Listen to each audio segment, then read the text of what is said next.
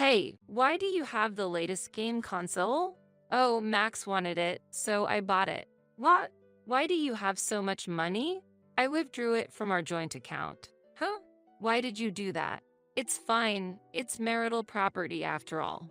My husband has been distributing the inheritance in each case, but honestly, it's not that much. Therefore, if my husband continues to spend money as he currently does, the funds will eventually run out. Since our son also intends to go to college in the future, tuition will be needed as well.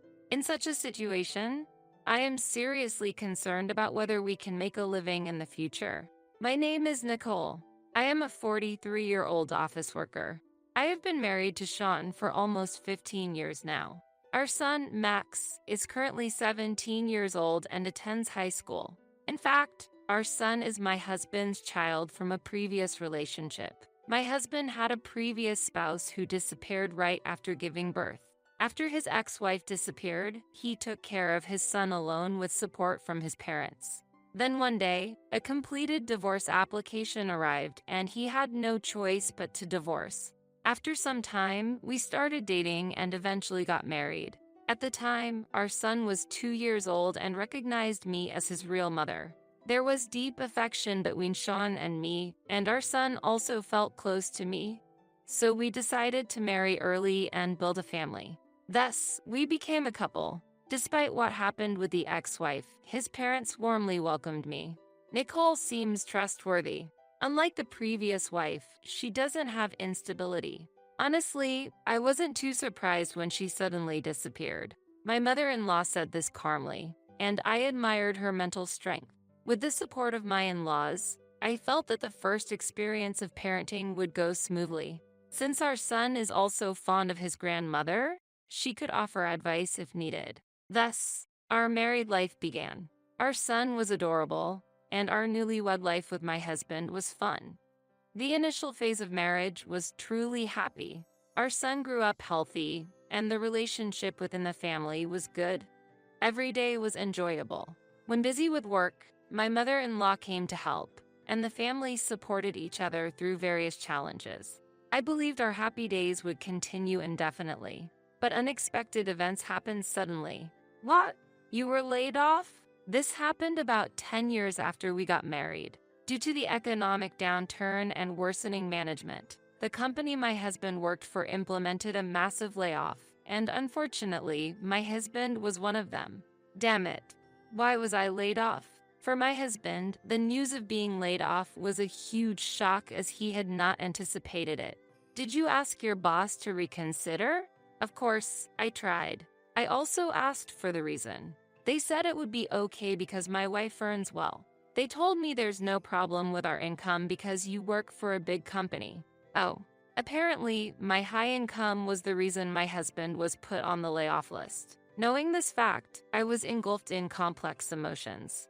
I felt guilty, but I had worked hard in job hunting, joined my current company, and worked as an employee to increase my salary. Currently, I hold a managerial position, have subordinates, and am working as hard as I can. It's hard to accept that my efforts are seen in a negative light. But if the management is bad, the company might eventually go bankrupt. It's a chance to change jobs earlier, let's think positively. That's true. Although my husband's expression was gloomy, he tried to change his mood with my encouragement. However, when nothing seems to go right, nothing progresses as hoped. He seems to be struggling to find a new job.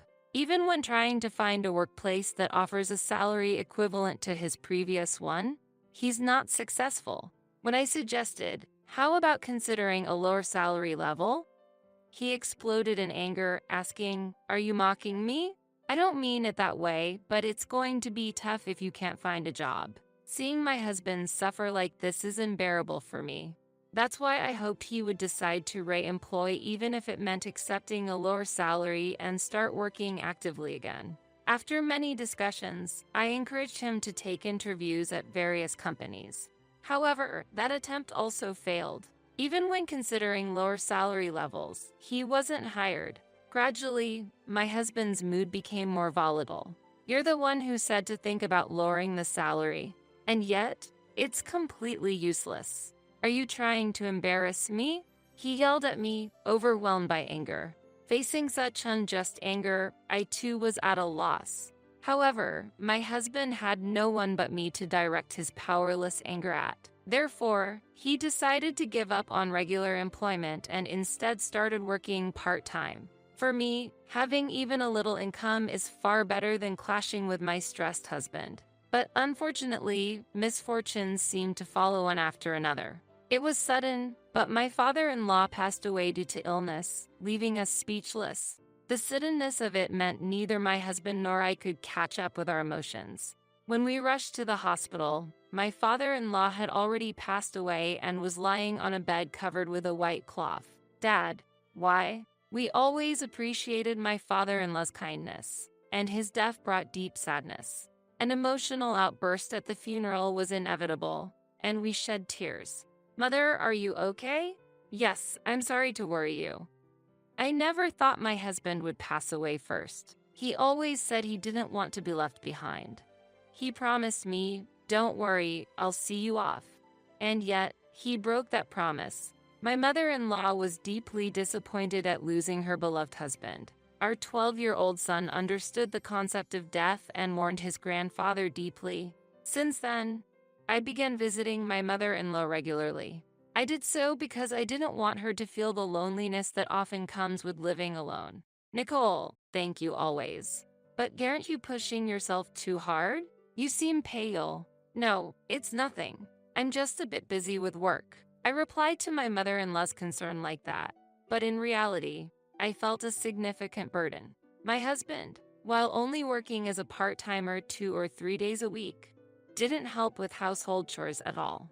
As a result, I had to take on all household duties in between my busy work schedule, sometimes even while working overtime. My growing son had a hearty appetite, necessitating the preparation of a substantial amount of food.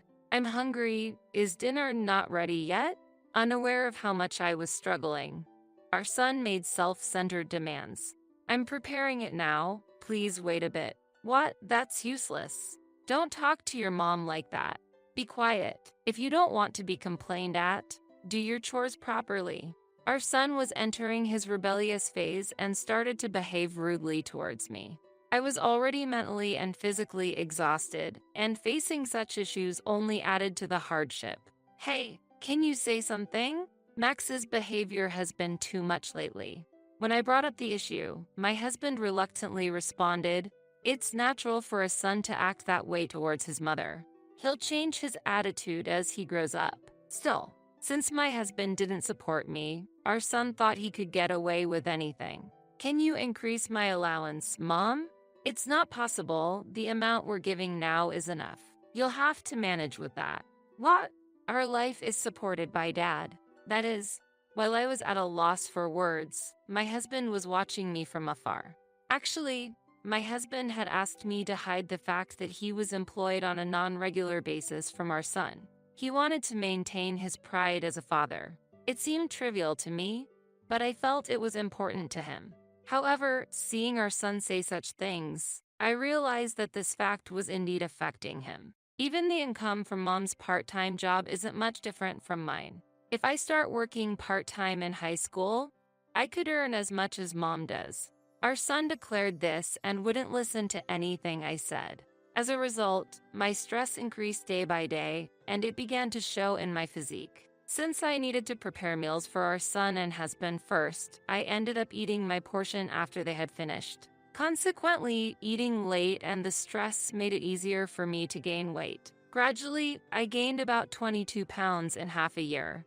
Although I wouldn't be considered obese, I had clearly become rounder. Our son and husband started to mock me, comparing me to a pig and laughing. "Mom, you clearly can't manage yourself. Don't come to the school open day. It's embarrassing." Our son, now in middle school, became even more disrespectful, and it seemed my husband was encouraging that attitude. "Hey, why did you buy a new game console?"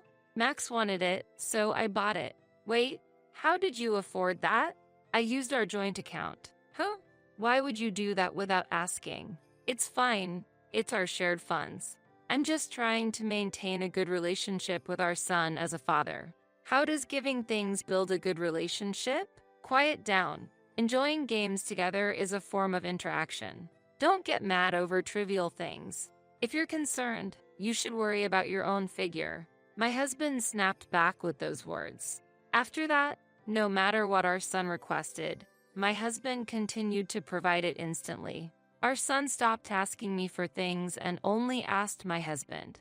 My husband happily fulfilled our son's requests, giving him anything, but the money used came from our shared savings. There was a time when my husband contributed a bit to the savings, but the funds were depleting at a fast pace, and soon my contributions might also be exhausted. When our son entered high school, my husband started buying him expensive wallets and brand-name clothes, probably to maintain a facade for our son, providing valuable items so our son wouldn't realize that his father was a non-regular employee.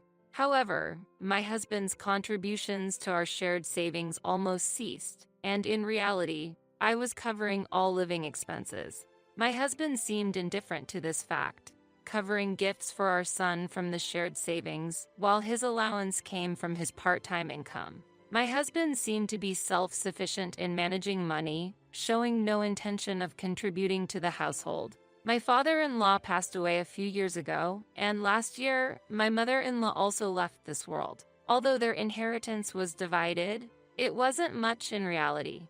If my husband continues spending at this rate, our funds will eventually run out, sooner or later. Our son also wishes to go to college, which will require tuition fees. Facing such financial conditions, I felt a deep anxiety about how we would manage in the future. At that time, our son wanted an expensive watch for his birthday, costing several $1,000s. Clearly, a high school student doesn't need such an expensive item. Yet, my husband said, "That's great. Then, how about Dad buys one too and we both wear the same brand?"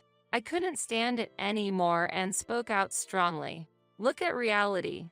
A high school student doesn't need such expensive items, and you need to start saving. We can't afford to make such purchases.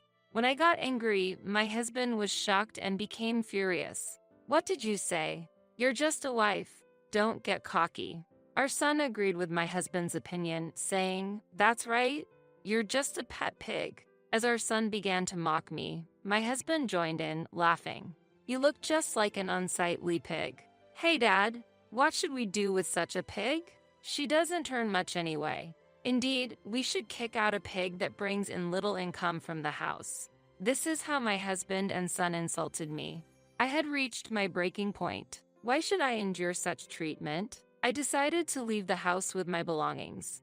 The rest is up to them. They won't manage well without me.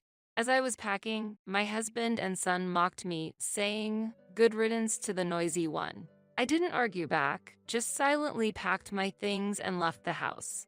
For the night, I stayed at a hotel and withdrew my share of the money from the bank the next morning. It was the money I had contributed to our joint account over the years. A week later, I received an angry call from my husband. I was busy, but I didn't want it to affect my work, so I reluctantly answered. "Hey, why did you withdraw money from the account? Return the money, thief." My husband was screaming, but that money was all earned by me. "It seems you're mistaken, but the funds in the joint account are not solely yours. I have been contributing my earnings every month. I withdrew my share because I didn't want it to be spent without my consent. So, the remaining amount is equivalent to what you have contributed. If nothing is left, it means you have spent all of your savings. That is, Nicole, come back." Upon hearing those words, I ended the call. Then, I immediately blocked his number. They should learn the hard way what it's like without me. For a year, I didn't return home. During that time, my husband and son contacted me numerous times. Months passed, and it seemed that my husband's part-time income was not enough to sustain their lives. Realizing their dire situation, our son demanded the truth from my husband. Eventually, my husband confessed, and since then, they had been struggling to bring me back home. I rented an apartment close to my workplace and focused on my job. As a result, I was able to lead a significant project to success. A year passed quickly as I concentrated on my work, and feeling it was time to settle things with my husband and son, I agreed to meet them. It was the moment for a final decision regarding our past relationship. When we finally met, the condition of my husband and son was pitiful. They appeared before me in a deteriorated state, their clothes ragged, hair unkempt, and it was clear they were not leading a healthy lifestyle. Since the last time I saw them, they had lost a noticeable amount of weight in a state that couldn't be considered healthy. During this time, I managed to regain my health due to the change in my living situation, losing about 22 pounds in a year and returning to my slim figure. Without making significant changes to my diet, merely putting mental distance between myself and my husband and son greatly reduced my stress. Additionally, incorporating moderate exercise into my lifestyle contributed significantly to my weight loss. My husband earnestly pleaded for me to return, but his plea did not move my heart. "Please, come back." As he begged on his knees, I responded calmly. "Such worthless pleading? What could it possibly mean? It's useless to do such a thing. I came here today to formally request a divorce," I stated clearly. At that moment, it seemed as if the color drained from the faces of my husband and son. "Wait. If we get divorced, we'll truly be left with nowhere to go," my husband pleaded desperately. Our son also said, "Yeah, I've already sold all my branded stuff for lunch money. I can't stand this poverty any longer," appealing to the severity of our current situation. However, I had already made my decision and was ready to start a new life away from my husband and son. "I have no obligation to you. You ignored me and treated me like a servant. I'm fed up with both of you. I've decided to eliminate you from my life, so I'm cutting ties completely." Our son suddenly seemed to realize something and argued back. "Then, you should pay child support. If you're divorcing Dad, you should be the one to pay." My husband agreed with our son, intensifying their demand. "That's right. Since you're the one earning, you should pay child support. Then we can agree to the divorce." They seemed to think they had played a clever hand. However, my husband and son were overlooking a crucial fact. "Actually, I'm not obligated to pay you any child support." "What? Max, you're not biologically related to me." Our son looked surprised. "What do you mean?" "Max, you are a child of his previous wife. Shortly after you were born, your biological mother disappeared and you were raised by your grandparents. I married your father when you were 2 years old. So, we have no blood relation, and I have no obligation to pay child support after the divorce." "I see. Despite that, I have loved and cared for you as my own child, but I can't take it anymore. I'm ending my marriage with this man, severing ties with you, and we're going back to being complete strangers." My declaration seemed to shock our son and husband, leaving them visibly pale. "I want you to sign the divorce papers immediately, but if that's difficult, I'll have to hire a lawyer and possibly take this to court." "Court? We can't afford that." "Then sign the divorce papers." My husband reluctantly signed the divorce papers. Afterward, I submitted the divorce documents to the city hall, and the divorce from my husband was officially finalized. My ex-husband is now juggling multiple part-time jobs, exhaustively supporting both his sons' education and their livelihood. However, due to the shock of the truth about his lies and the fact that I wasn't their biological mother, our son harbors strong resentment towards him, and their relationship has significantly deteriorated. I still receive messages from them asking for help, but I ignore them. I hope our son takes this opportunity to reflect on himself and improve his character. As for my ex-husband, even if he suffers from the consequences of his actions, I feel nothing. With these thoughts, I continue to immerse myself in my work today. For the foreseeable future, I plan to focus more on achieving results at work than on love or marriage. My name is Dorothy. I am 68 years old this year. At the end of last year, my husband, with whom I lived, suddenly passed away from cancer, and I had to move in with my eldest son, John, on short notice. Originally, my husband and I lived in the house where John and his family now reside.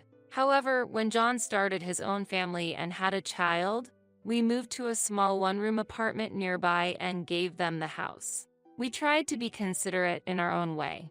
John runs his own business and couldn't get a mortgage due to his unstable income, so my husband decided to give them the house, thinking about the future of our grandchildren. When we handed over the house, we renovated the interior to make it as good as new. John was blessed with 3 children afterward, and we maintained a good relationship, playing with our grandchildren occasionally, and dining together at a nearby restaurant on birthdays. But when my husband was diagnosed with cancer and it was too late for treatment, he contacted John, concerned about my future, and said, "After I'm gone, please take care of Mother. Live with her." My husband asked John to live with me. I told my husband not to worry as I was still healthy and could live alone, but he wouldn't accept it. He was worried about leaving me alone. John respected his father's last wish and accepted living with me. In fact, since we gave the house to John, I had never set foot in it. Thinking that John's wife, Cindy, might mind, I refrained from visiting their house. Therefore, I encountered an unexpected sight when I arrived at the house. To avoid being a burden, I moved to John's house with minimal luggage. The house was originally a modest 4-room house with 3 rooms upstairs and 1 downstairs. John came out of the house and said, "Was today the moving day?" He seemed surprised. He's always been forgetful, and that hasn't changed even as an adult. As I entered the house, I saw a mountain of shoes and a strange smell wafting from inside. The exterior looked normal, so I was shocked. John seemed unconcerned and muttered, "Dad said so I accepted it. But honestly, there's no place for you to live here, Mom," as he walked inside. Reluctantly, I took off my shoes and entered the house, where I found the room on the first floor overflowing with items. The living and dining rooms I was shown were also glittered with shopping bags and trash, leaving no place to stand. It was like the trash houses I had seen on TV, and I was astonished. Despite its clean exterior, the inside was like a different world in its filthiness. When Cindy, John's wife, noticed my arrival, she got up from the sofa. "Mother, since there's no place to lay out a mattress, please find somewhere appropriate. I'm too tired from work to prepare anything," she said before lying down again. She runs a beauty salon and, according to John, makes a substantial income. As I looked at John, he said, "I'm tired from work too. Why don't you organize the room yourself and make some space?" And then he went upstairs. With no choice, I moved the items from the room to the hallway, only for Cindy to yell, "Hey, don't put things in the hallway, they're in the way." I quickly apologized and arranged them, to which she said, "It's fine to tidy up, but don't throw anything away without asking," and returned to the living room. I managed to clear a small space. I was utterly exhausted from tidying up the heavily cluttered room. Then Cindy said, "Mother, can't you at least help with preparing the meal? I'm not your maid." I responded, "Oh, it's already time for dinner, isn't it?" I got carried away with cleaning and lost track of time, and hurried to the kitchen. I was so engrossed in tidying up the room that I lost track of time. The kitchen was littered with food waste, but Cindy was busily frying a large amount of meat. When I asked if there was anything I could help with, she pointed to the dishes and said, "Can you do the washing up?" She then added in a low voice, "I was hoping that you'd consider ordering pizza or something since you suddenly came to stay with us." Pondering over her words and my own sense of propriety, I decided not to argue and replied with a smile, "Sorry about that. I was a bit busy today, but how about we order pizza tomorrow?" Cindy's mood improved and she smiled, "That sounds good. Let's do that tomorrow." I reminded myself that the mess in the house was understandable given they had 3 children, and Cindy herself worked as a beautician and manager. I realized I needed to change my mindset to adapt to living there. That evening's dinner was just a lot of grilled meat and potatoes with no other vegetables or soup prepared. Surprisingly, despite living in a dirty house, Cindy was very particular about clothing. She would always wash clothes and towels after just one use and strictly instructed her children not to get dirty. As a result, the whole family always looked presentable when going out, and they never realized the state of the house until now. From the next day, I devoted myself to cleaning. I neatly arranged items that were unclear whether they were trash or not, and sought confirmation from Cindy when she returned from work. Due to the large amount of trash, she eventually started to respond with a disinterested, "It's okay, just throw it away," when I asked for confirmation daily. I hesitated to touch other people's things, but it was hard to see the house I once lived in so dirty and with no walking space. After a month, the trash was finally cleared and the house became orderly. With walking space now available, the house looked significantly cleaner. The grandchildren were delighted, playing on the carpet and saying, "It's like the house we see on TV." Their habit of throwing half-eaten snacks on the floor also disappeared. Though John and Cindy never thanked me, I didn't mind as I did it willingly. But I didn't know that my cleaning was actually being seen as a nuisance. Far from being grateful, Cindy felt offended by my actions, saying, "What's this, sarcasm? A mother-in-law's check." No one complained or asked for it. I accidentally overheard this during a late-night trip to the bathroom while John and Cindy were having a drink. John said, "If it weren't for Dad's words, we wouldn't have taken her in, who lives on a pension." His words were in full support of Cindy. Hearing this directly made me very sad. Wondering if there was something wrong with the way I raised him, I returned to my room unnoticed. I felt pathetic sleeping in a dark, small space surrounded by my belongings. However, thinking of my grandchildren who grew up in an unclean environment, I convinced myself that my actions were right and fell asleep. After that, whenever I cleaned, Cindy would quietly leave somewhere. Unable to bear always having meat and potatoes for meals, I proposed to Cindy, "Would it be okay if I made a stew next time? Considering my age, I need vegetables." She hysterically placed the dishes down and coldly replied, "Do as you like, but arrange the ingredients yourself."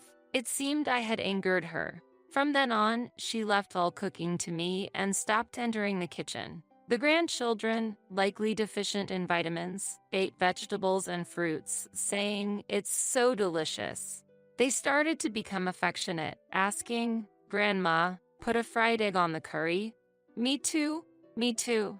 One night, when Cindy was late due to a drinking party, the grandchildren came to my mattress and slept with me. Since then, even when their parents were home, they started sleeping with me. This probably irritated Cindy even more. Having the children become attached to their grandmother might not have been pleasant for her. Eventually, I ended up preparing all the meals. About half a year after that, the summer holidays began, and the family started planning a vacation. Without saying anything to me, John and Cindy, along with the children, were looking at brochures and searching online. It was clear from their behavior and attitude that they had no intention of taking me with them. Honestly, even if they did, I wouldn't have enjoyed it. I decided to enjoy my role in taking care of the house in their absence. However, my eldest grandchild suddenly asked, "Grandma is coming too, right?" The expressions of John and Cindy were complicated, but as the grandchild insisted on my joining, it was decided that I would go along. Cindy, seemingly displeased, said, "Since we'll go early, please prepare everyone's breakfast and do the laundry. It's only natural since we're taking you." Therefore, I woke up at 4 a.m. to prepare the meals and do the laundry. On the car journey, I needed frequent bathroom breaks due to my age, and whenever we entered the highway, I had to ask, "Sorry, could we stop for a break?" Several times. John and Cindy, eager to reach the destination, could barely hide their irritation at the crowded rest stops. The grandchild who wanted me to come also became impatient, saying, "Let's go quickly." John scolded, "It's your fault," which startled the grandchild into crying loudly.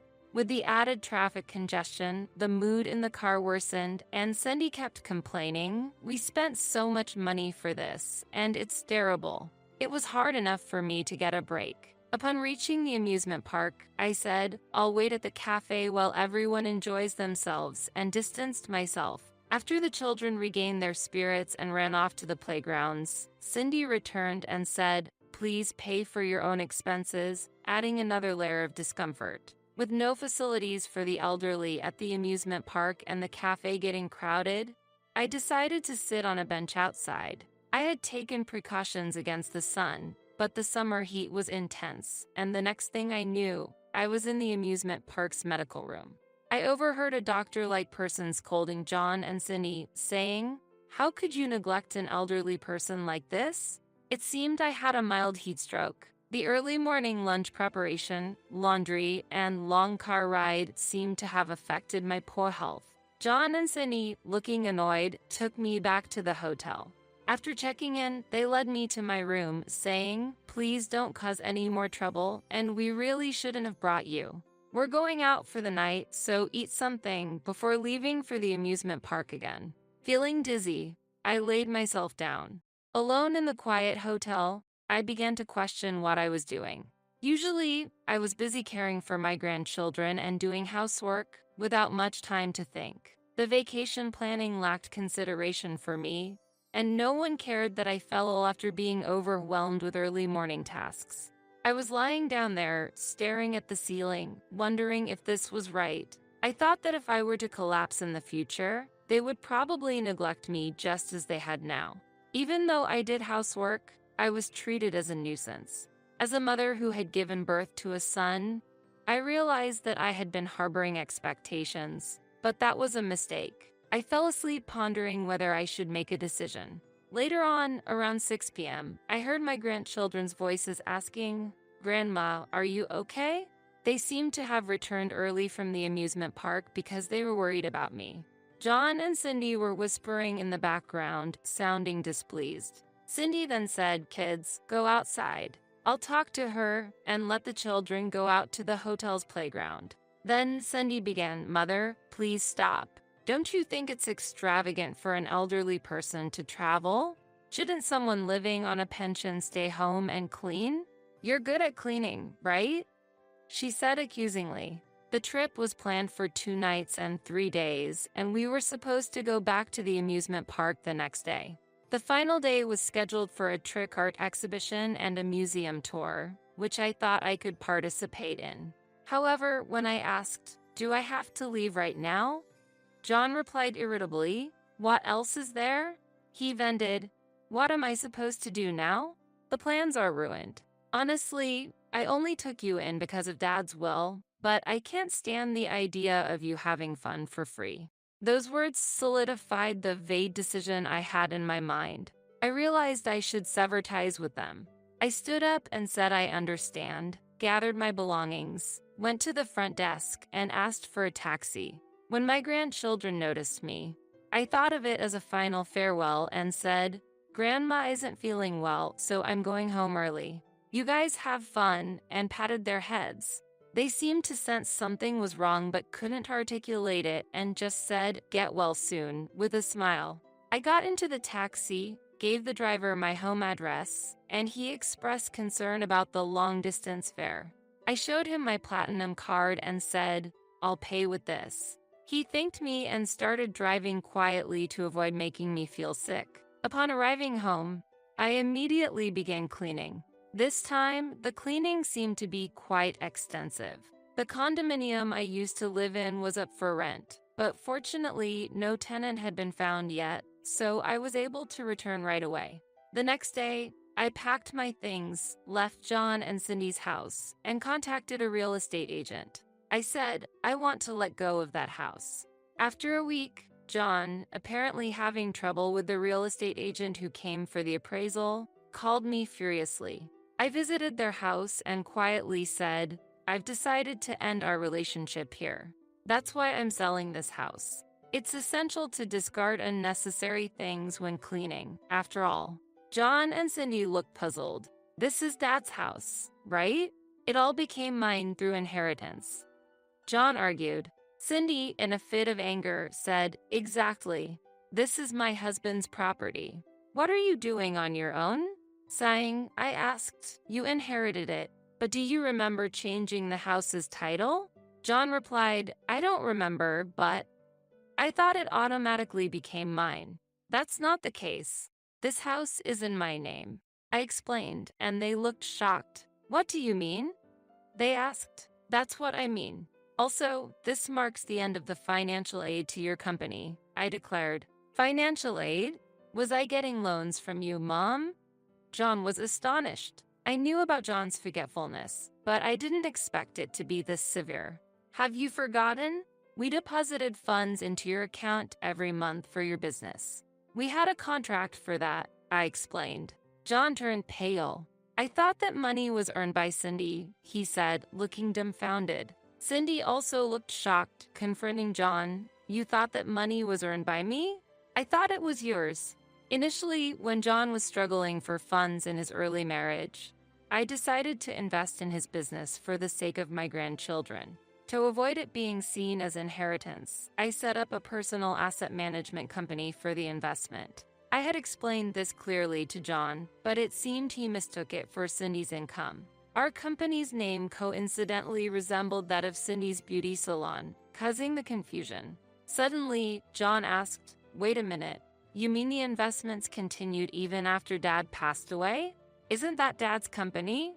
"I am the president of that company," I said. He looked at me as if he couldn't believe it.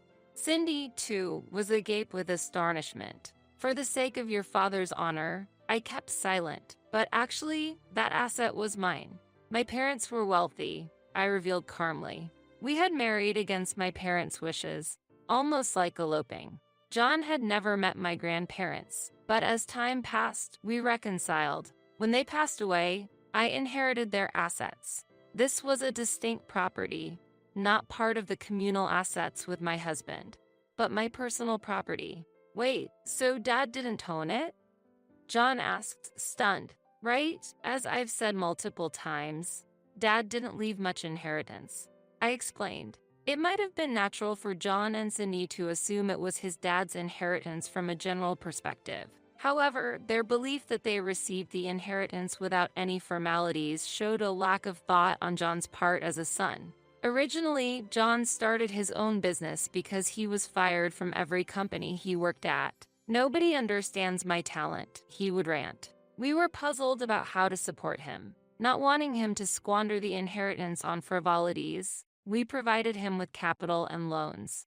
John, misunderstanding it as Cindy's income, had exhausted it on living expenses and business funds. Cindy's beauty salon wasn't doing well either, and her income was minimal. Yet, she seemed to be relying on John's supposed income. I thought I would inherit this house. I just followed Dad's instructions. John expressed his anger. Wait, this house isn't in your name? I thought it was already bought because it was renovated. Cindy was furious. Disappointed by their attitudes, I said, from now on, manage your affairs by yourselves, and prepared to leave. At that moment, Cindy grabbed my shoulder tightly and said with a mix of anger and anxiety, "Wait a minute. Don't you care about your cute grandchildren? What about us?" Using grandchildren as a threat? How low can you go? I firmly said, you can't choose your parents. Maybe there were problems with the way I raised you, but I'm done coddling. That's best for the grandchildren too, and I left the scene. Behind me, I could hear John and Cindy raising their voices. John said, "It's your fault." And Cindy retorted, "What are you talking about? You're to blame too." Eventually, the house was sold and John's business failed due to a lack of funds, leading to their divorce. They gave up custody, and I ended up taking care of the grandchildren. John and Cindy then became incommunicado, and I have no idea where they are or what they're doing now. Under my guidance, the grandchildren learned valuable household skills. The eldest learned to cook, the middle child mastered cleaning, and the youngest got good at organizing. They are learning the importance of handling their affairs themselves. Now, they collaborate and complete the housework without my intervention. They will live their lives, learning from their parents' failures. I am happy that I could teach my grandchildren important values. Balancing their studies and housework, they also take care of me, and we are living peaceful days now.